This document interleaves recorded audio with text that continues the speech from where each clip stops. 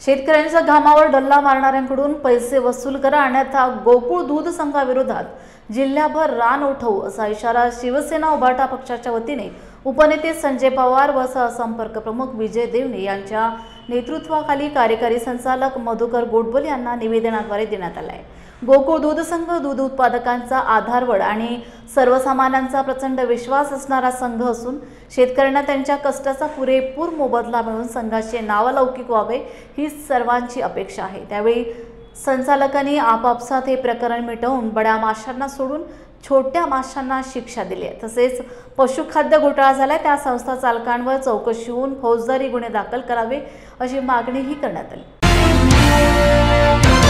खरं तर गोकुळ दूध संघ हा आपल्या शेतकऱ्यांचा आहे, कष्टकऱ्यांचा आहे।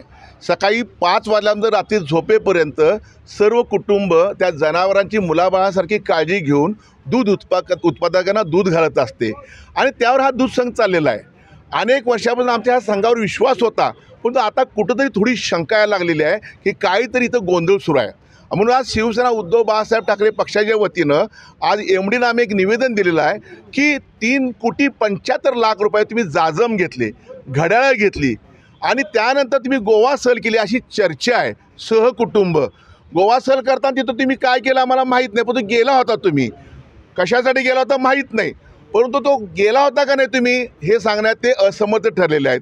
जर तुम्हाला ट्रेनिंग करायचंच होतं तर आनंद आहे तुम्हाला, पंजाब की तिथं दूध मोठ्या प्रमाणात उत्पादन होतं, तिथं जाऊन तुम्ही ट्रेनिंग घ्या। पण ट्रेनिंग केल्यानंतर एवढ्या वर्ष परदेश दौरे केल्यानंतर ते ट्रेनिंगचा शेतकऱ्यांना काय फायदा झाला ते सांगा आम्हाला।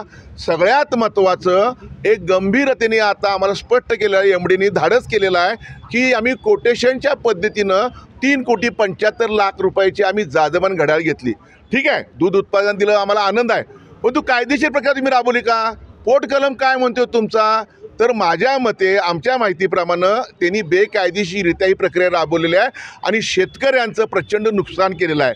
ज्या शेतकऱ्यांनी तुमच्यावर विश्वास टाकला आहे त्या शेतकऱ्यांना तुम्ही घात करताय का हा आम्हाला आता प्रश्न बघायला लागेल, कारण शेतकरी हा केंद्रबिंदू आहे ह्या दूध संघाचा, ह्या देशाचा कणा आहे।